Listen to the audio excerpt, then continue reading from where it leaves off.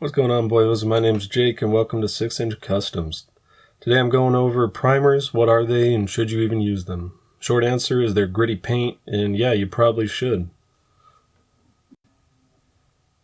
So to go over a little scenario why just painting on the figure might not be the best idea, I've got this masterpiece set up right here, right? 2 right legs, perfect shade of puke on the chest, and I had this leg stripe going. It was going to be perfect, but I fucked it up. So what am I going to do to fix that? Well, I could take my white paint. Let's give that a go.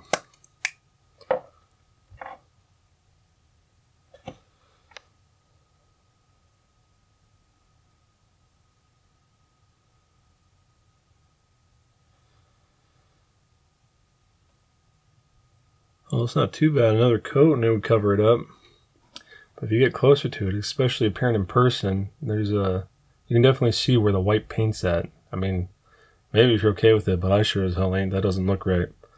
So what's the alternative? Well, I might be able to scratch it off if I just take my toothpick, right?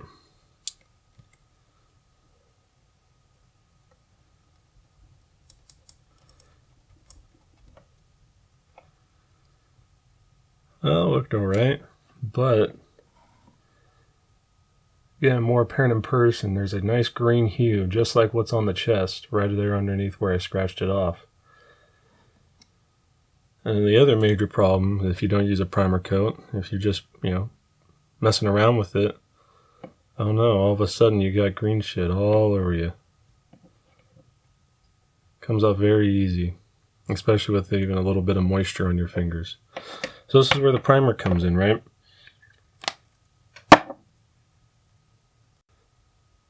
So I've got this little array of primers I've tried over the years. And I'll go over each one, their pros and cons.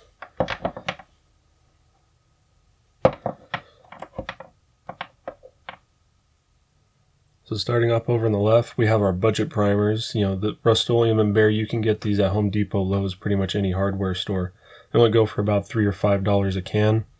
The coolest part about these, this one and this one, is that with any white, Bear makes a white too, this one's a slight light gray, is it works with any of our standard white paints, right? So our game color, this is definitely the one I would recommend over anything else, has the best coverage. This whole side of the leg I've already painted with that, and you can't even tell it's there. Try to focus in on it a little bit. I can't even see any lines or anything in person. So that's our best option when it comes to these. Alternatively, you have Bear. Bear makes a flat white too, so there's another option. Between the two, difference is comparable. I can't even tell. Only thing to keep in mind if you're using color that isn't white is you might have trouble finding a color that'll match it. I don't know of any single color of the hundreds I have that can match the same gray, so you're stuck mixing it. Or if you don't have a whole lot of mistakes, just take the spray can, spray it down, make a little pool, and use a paintbrush to cover it up real quick before the paint dries. But all in all, if I were to recommend anything, especially for new people, just use the Rust-Oleum regular primer or like Krylon, your budget primers. And next up, we have the infamous Army Painter. A lot of people don't like this for specifically our, making custom figures, and it's because it simply isn't made for this. It's considered a high-end primer, but it's not meant for this sort of rubbery plastic that you see on Black Series and just a lot of action figures in general. So a lot of people consider it garbage, even though this isn't its purpose, right? It's meant to be used with hobby models, tabletop models like this Warhammer 40K character, and it works great for that application. But so as far as making Black Series figures, I would completely avoid it. Alternatively, if you were dead set for whatever reason to use Army Painter, it does work incredibly well with Bandai kits because this is a hard plastic instead of the rubbery plastic that we see with Black Series. The other nice thing about Army Painter for its specific applications with Bandai kits is that they do have a series of different color primers. Like this one is Skeleton Bone. I use this for my 40K Army.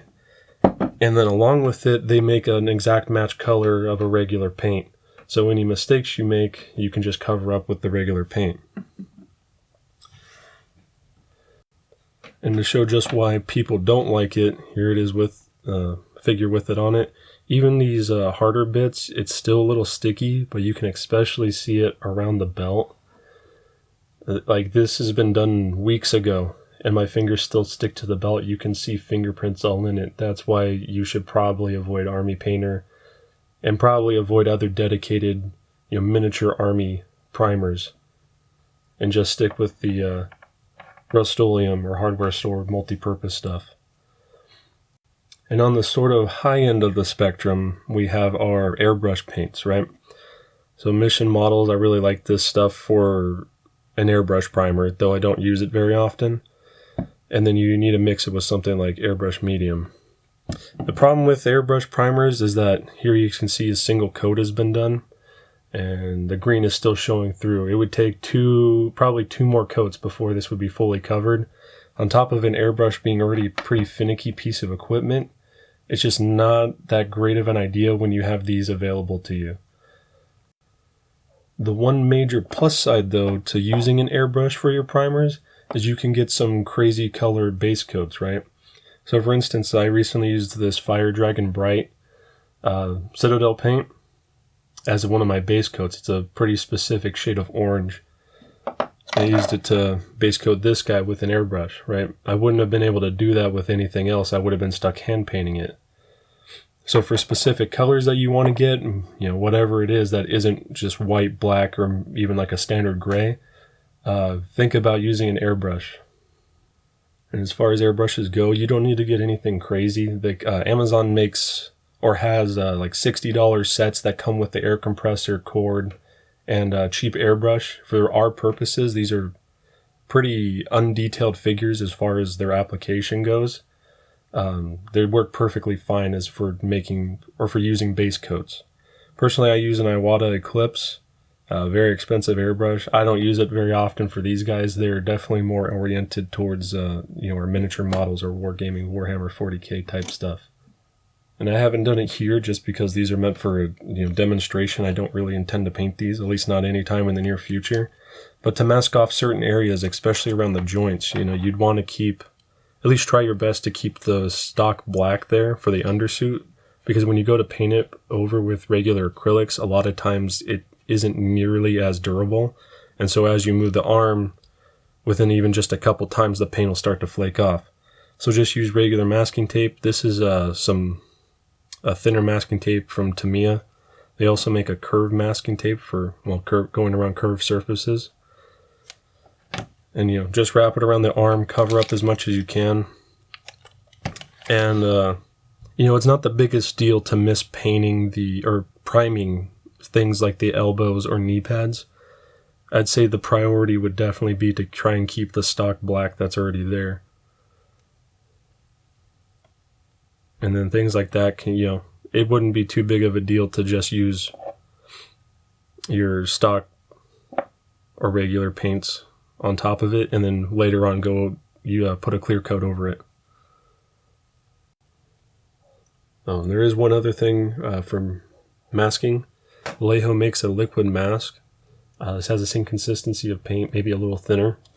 All you do with that is you use your paintbrush, put it in any areas you don't want to have painted, let it dry, and then so once you're done doing your base coating, you can just take a pair of pliers, tweezers, whatever, and peel it off from whatever area you put it in. It's a little finicky. Honestly, a lot of times it's easier to just paint the black back over, at least in these larger areas where paint rub isn't such a concern. In the thighs and shoulders, paint rub isn't that big of an issue. If you were to use liquid mask, I would say the only parts you really need to focus on are in the joints right here of the elbows, right here in front where it's really going to rub and be noticeable, of the bits right there. The hands definitely, because you're going to be placing whatever accessories inside of them, so it's best to keep the stock black. And then the back of the knees.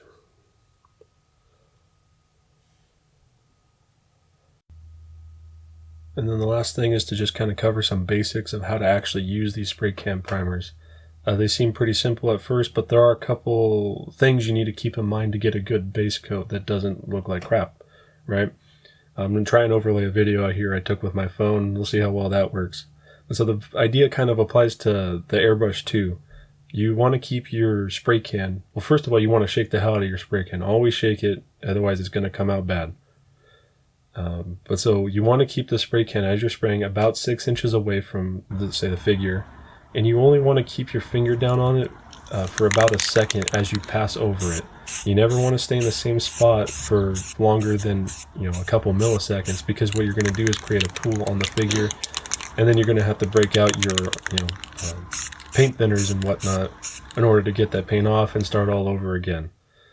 So that's about all I have for you guys today. I hope this helped. Good luck.